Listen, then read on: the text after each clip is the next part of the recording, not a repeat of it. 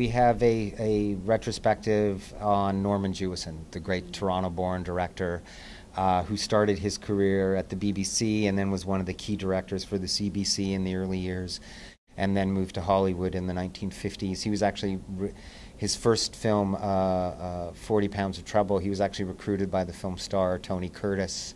In some ways he made his name on Variety, through variety shows on television, and 40 Pounds of Trouble was his first feature, but he's also very well known for directing the Judy Garland show. I think most of those episodes, I think. And also a key Harry Belafonte special. I think that was one of the first variety specials or solo shows that showcased an African-American performer on a major network, a major television network.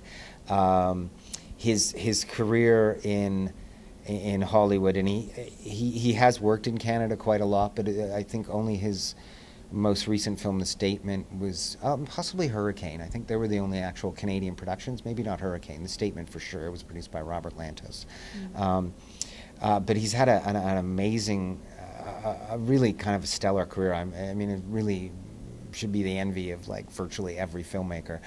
He made a number of really seminal movies, starting in the 50s, but in the 1960s he made one of the key films about race in America, In the Heat of the Night, starring Sidney Poitier and Rod Steiger, a major film, and it holds up extremely well. It's still quite pertinent, and features some exceptional performances. In addition to Poitier and Steiger, Lee Grant's in it.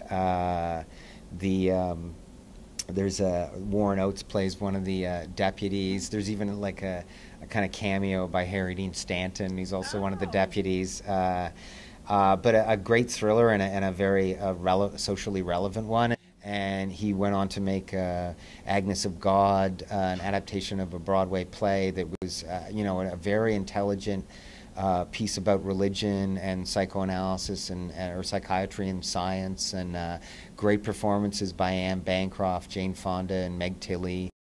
A really strong movie that holds up quite well. And finally, one of the major, if not the best, romantic comedy of the 1980s, Moonstruck, with Cher. And just a stellar cast. Danny Aiello's in it, Nick Cage. Some of these guys did some of their best work for Jewison. He's always been an exceptionally fine actors director. Cher won an Oscar for it. Olympia Dukakis won an Oscar for it. And John Patrick Shanley, the playwright, and this was his first foray into films, won an Oscar for it as well. And John Patrick Shanley and Olympia Dukakis will be on hand to talk about the film with Norman on August the 11th. So that'll be very exciting. And a film that really, I mean, it's a beautiful movie.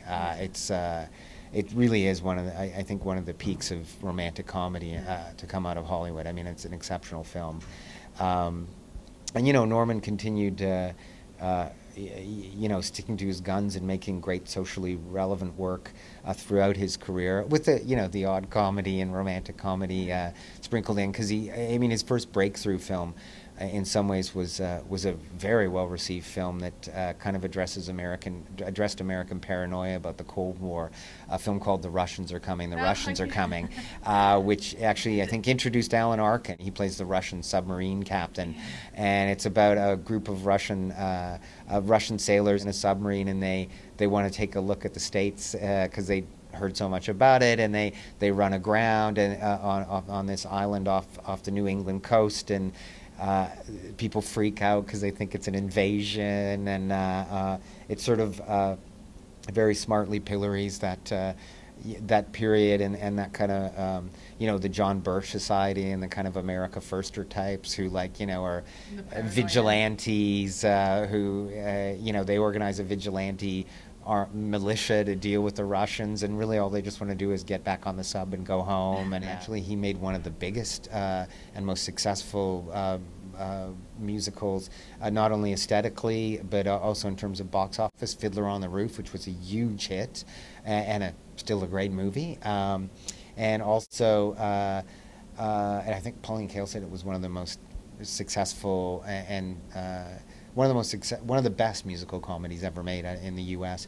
And he followed that with kind of an about face in a way, because he did the kind of one of the major 1960s, 1970s alternative musicals, Jesus Christ Superstar, which was also a huge hit, and is a nice companion piece to the play, because it kind of it does things that the play, it's very much about the persecution of youth movements in a lot of ways, and has some great music in it too. It's one of his more recent works, and a stellar piece is Hurricane, which deals with the incarceration of Reuben Hurricane Carter, the boxer who was imprisoned on some fairly specious charges, and his various appeals. And there was a group of Canadians that kind of got involved with his last appeal, which well, I don't want to ruin it for people, but great, again, a great performance by Denzel Washington, exceptionally well cast, a very smart, very sophisticated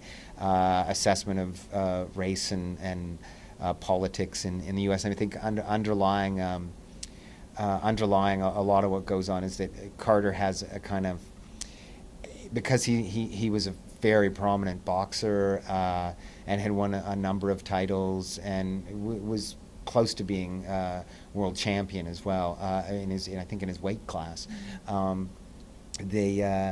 You know, he's running underneath it is the fact that, you know, he's a celebrity, so his appeals are treated somewhat differently than you know. It raises the question about what about people who are imprisoned unfairly, possibly where race played a large role in their incarceration, and don't have